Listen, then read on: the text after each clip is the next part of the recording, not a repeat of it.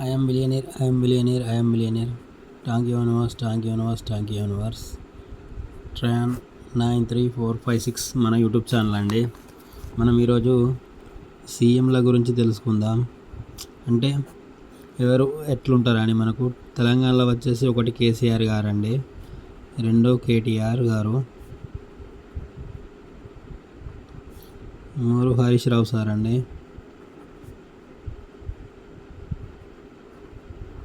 మనకు కాంగ్రెస్ నుంచి వచ్చేసి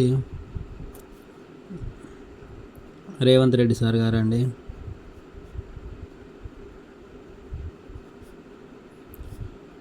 ఇంకోటి పొంగులేటి గారు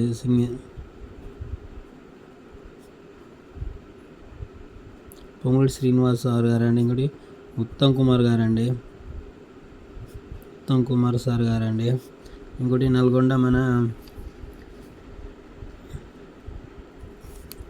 నల్గొండ వచ్చేసి కోమటిరెడ్డి వెంకటరెడ్డి గారండి,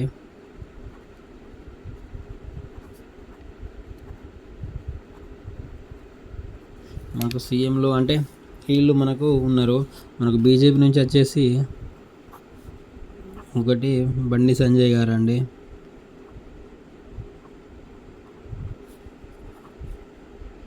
ఎవరంటే ఈటల రాజేందర్ గారు, ఆవిడ కిషన్ గారండి. ఇక ప్రజెంట్ అయితే మనకు రాజాసింగ్ గారు కానీ తక్కువ అండి. ఇక ఐదోది మన ధర్మపురి అరవింద్ గారండి. మనకు అంటే ఎక్కువ శాతం వీళ్ళు పాపులర్ అండి. మనకు వచ్చేసి అంటే తెలంగాణలో సీఎం క్యాండిడేట్ ఒకవేళ ఎలక్షన్స్ జరిగితే ఎవరెవరు సీఎం అవుతారని మేబీ చూసుకుంటే మనకు ఇందులో వచ్చేసి వీళ్ళు ఎమ్మెల్యేగా గెలవలేదండి ఎక్కువ శాతం. అదొకటి మైనస్ పాయింట్. ఒక రాజాసింగ్ గారు మాత్రమే ఎమ్మెల్యే అయ్యారు.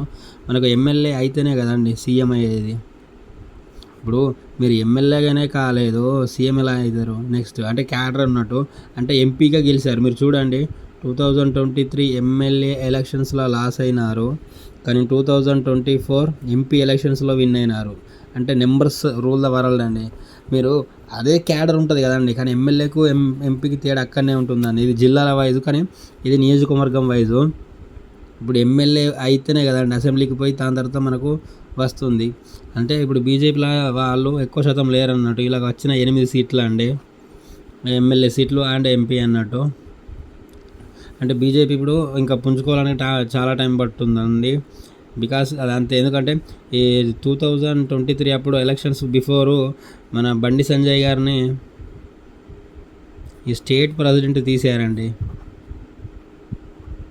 తీసేసరికి బీజేపీ మొత్తం లాస్ అయిపోయిందండి. ఇక మీరు నమ్మినా నమ్మకపోయినా ఘోరంగా లాస్ అయిపోయింది. అదే ఎఫెక్ట్ పడ్డది.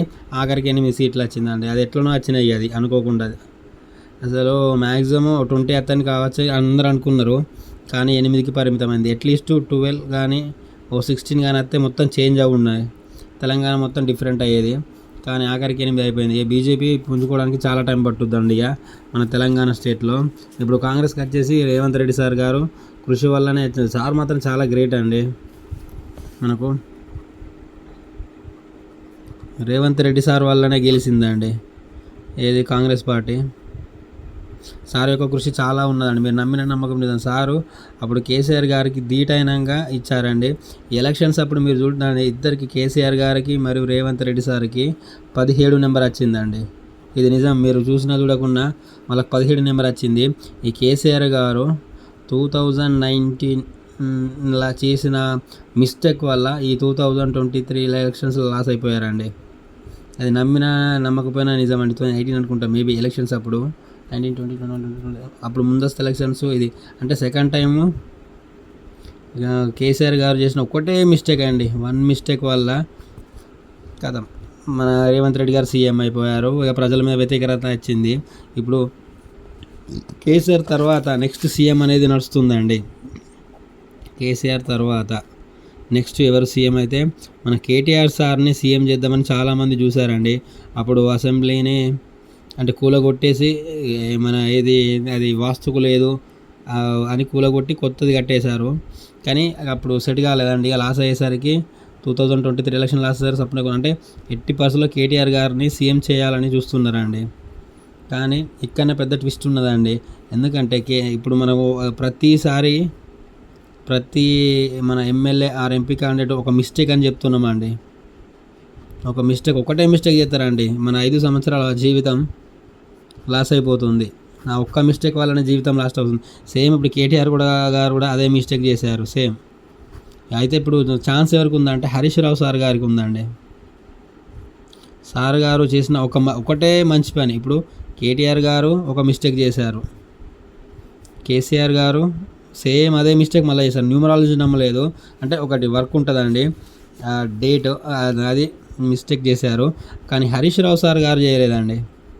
అంటే సార్ కూడా ఎవరినొకరిని న్యూమరాలజీని ఫాలో అవుతారు, కానీ ఆ ఒక్క పని వర్క్ చేయడం వల్ల సారు సీఎం క్యాండిడేట్లు ఉన్నారండి. యాక్చువల్లీ మీరు నమ్మిన నమ్మకపోయినా నిజం అందరు అనుకుంటారు. కానీ ఏది మనకు కేటీఆర్ సార్ని సీఎం చేయాలి, కేటీఆర్ సార్ని అనుకుంటాం, కానీ కేటీఆర్ సార్కు రాజయోగం లేదండి. హరీష్ రావు సార్ గారికి రాజయోగం ఉన్నది. మీరు నమ్మినా నమ్మకపోయినా నిజం. ఎందుకంటే మనం న్యూమరాలజీలో ఓన్లీ నెంబర్స్ని నమ్ముతామండి.